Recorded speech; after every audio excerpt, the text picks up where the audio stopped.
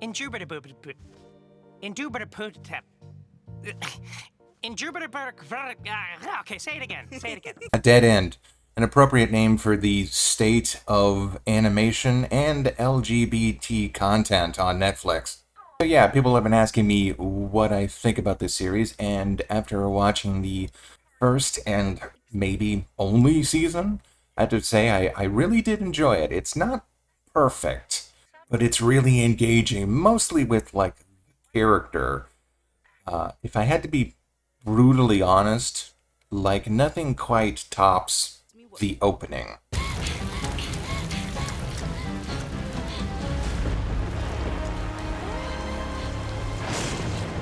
And she's running from something. Oh, look at that shadow. In terms of like scariness and macabre auras, nothing quite lived up to this. Because it's just this is steeped in like almost 80s goodness. There you get the Evil Dead camera, you got like the synth music, which is very John Carpenter-ish. You've got this sort of classic setup with the Hall of Mirrors.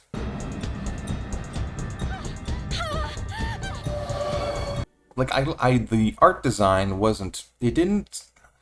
How can I put this? It grew on me. Like I wasn't too bowled over by it, but after a while, when you see the characters in motion, then it really started to like. I don't know. I liked it. And again, you sort of need, depending on your budget, you need to sort of simplify your characters and your style. What I will say is, again, when I said at the beginning that the series sort of had peak creepiness at the very beginning, that's because I wasn't too impressed with some of the like monster designs. I mean, I think this one is like the most original one. And then other times you just kind of got this one purple demon guy who's okay. Where this really stands out as a series is just the actual character and character development. Like actually really beautiful. Like right here, we're now seeing sort of the embodiment of Nora's like inner anxiety and just she's got so many social phobias. I think it was established earlier on by staff or maybe even the creator himself, Hamish, that Nora is neurodivergent. How do you know my name? Oh, it's me, Barney. I'm bad with names. We literally live on the same street, same school. We're lab partners. I'm bad with faces. Back up and tell you that the series sort of starts with the characters getting what they think they want. They want to have this job at this local theme park. Barney wants it because he'll be able to support himself, and then him and Pugsley, his adorable pet dog. Pugsley's the VIP of this series. His design is adorable. And he hasn't even gotten his special good boy hat yet. Fez. And Nora wants to do it because this is Pauline, the sort of centerpiece of the theme park, is her sort of hyper obsession. Huh? Will we be doing the original starter tour or the slightly revised starter tour 2.0, which includes the customer service simulator? They get what they think they want at the very beginning of the series, but that's not what they need, and they need to grow from there. Barney, by the way, is openly trans, and he butts heads with his family, who sort of humor the grandmother a little too much.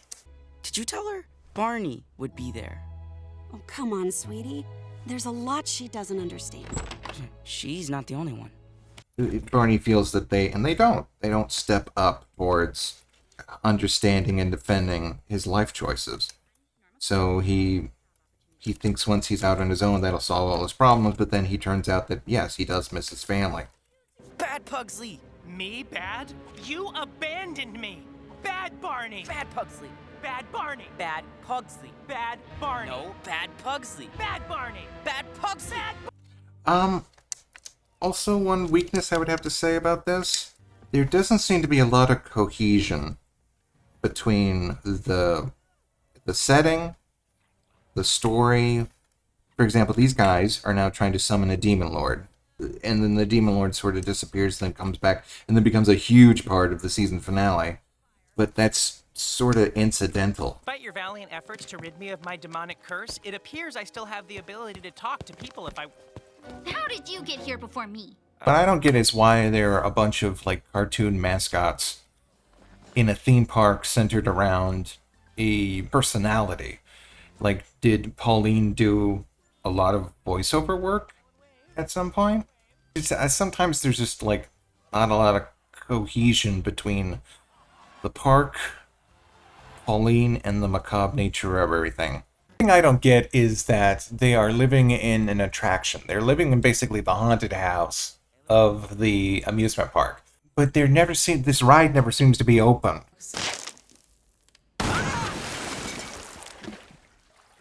Morning. Wait, we have a bath? Like, Courtney's great. Courtney's the little red demon person. The sort of chaotic, neutral member of the cast. The day we met you, you tried to sacrifice us to a demon king. But I've had so much character development since then. I think they said that in the show that, or the pitch Bible, that they are asexual or gender neutral. Even though I thought they were a she since the name Courtney. I am not a prize to be won, unless you're hot. Or rich. Or hot and rich. It's over the course she learns that her loyalties will falter. Her motivations will fluctuate between trying to get home and just plain old boredom. Ugh, listen to me. Gargle water for 7 seconds and then sing Night Hag, Fright Hag, I summon thee into this wolf bone. I should also tell you that this whole thing started out the life cycle of Dead End or Dead India. It was Dead End, then Dead India, and then Dead End again. What the hell is that? Just some art. The original incarnation of Dead End. It was a Predator cartoon pilot, and Nora is more of a Tekkenista, I guess you'd call it. I have lost 3 followers. This is the worst day of my life. While at the same time, Barney is still Barney, kinda, but a little bit more bombastic. Aha!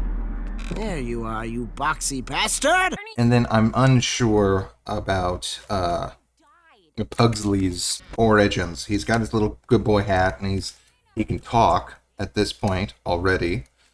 So it's hard to say how the trio came to quote-unquote dead end. What if the house we moved into was haunted? It might explain the wallpaper. And as you can see, the style is super loose. As you can see here, just wait a second. Darling, you can call me Pauline. I'd love to stop and chit-chat, but I got a body to possess. Yeah, so it's weird. Pauline's gone through the most changes.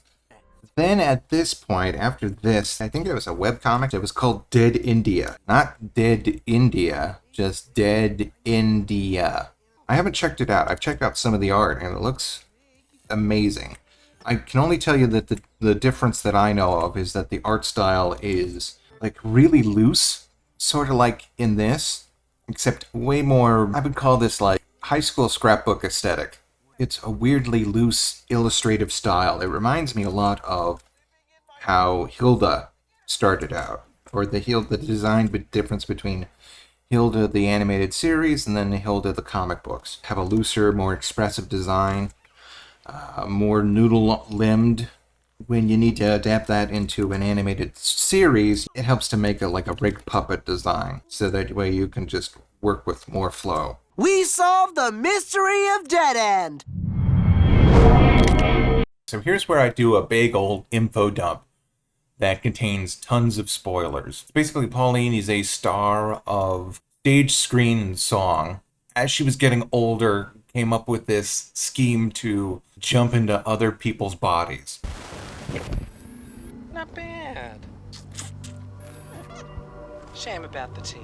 It's implied that she installed this elevator to the afterlife, or at least the underworld, monsters and demons and ghosts and whatever running around possibly because she's the one that instigated it all. Come on, this is Phoenix Park, sweetie. Who do you think installed the darn thing? At the end of the season, I expected there to be a big reveal of another big baddie. Turns out it's kind of like another third party who the teaser to the tail end of it includes a character that looks like if the enemies from Bayonetta 1 were designed by Penn Ward. Maybe it's time those upstairs paid them a visit. So anyway, Pauline is the one who possibly found some way to jump from body to body, and she uses the theme park to not only fortify her legacy, but to also create a environment where she can then recruit and take her pick of all the different personators. She just picks which one's her favorite and then possesses their body for a while. One of those situations between correlation and causation. Like, sure, the reason why the elevator may be the reason why there's a bunch of monsters running around. But there's not like Pauline's the big puppet master of everything. In fact, there's a bunch of different factions running around trying to do their own thing, including one that possessed Pugsley in order to get a new body, which was a deal that Courtney was trying to make. Hey, Courtney! Courtney! Hey, it's Pugsley! Voiced by the guy who does Beetlejuice the musical and, what's his face from Hell of a Boss. Okay, keep that guy far away from me. Sort of a beautiful parallel between the changes that Pugsley is going through and the changes that Courtney is going through in terms of how their family relates to them. And it's established early on that that's a clear metaphor for what's going on. Why can't you just be like you used to be? You sound just like Grammy Graham. I think a big theme of the series as a whole, which is not a mistake, it was actually confirmed by either Hamish or like other show directors, that like knowing the difference between wanting to be someone and then wanting to be with someone, which is sort of signified through Nora. Moment played in my imagination about 100,000 times. Pauline is played by Miss Coco Peru, and they do a fantastic job. There's one bit I don't understand here, and it's this coming up. They defeat Temalucas by taking a picture of him and capturing his soul in it. And they tried to do the same thing with Pauline here. But she's a movie star. She's a performer. How can she not make sure that people aren't taking pictures of her all the time? In fact, why wouldn't she want to be, like, have pictures taken of her? Gosh, that's just, I don't know. Seems like a really bad deal for a ghost who wants to continue to be a star.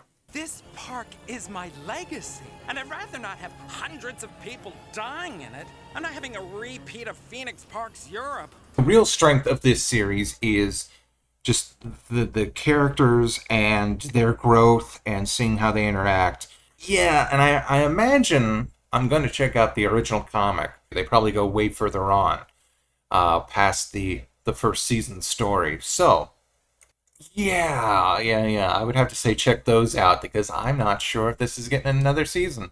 It was fun. They did a lot of weird, fun, creative things with it.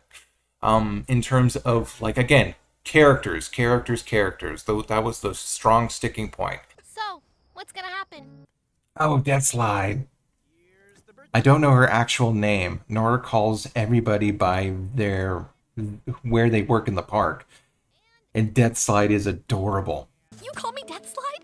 I love that. Raja, she needs to learn your real name. I prefer Deathslide.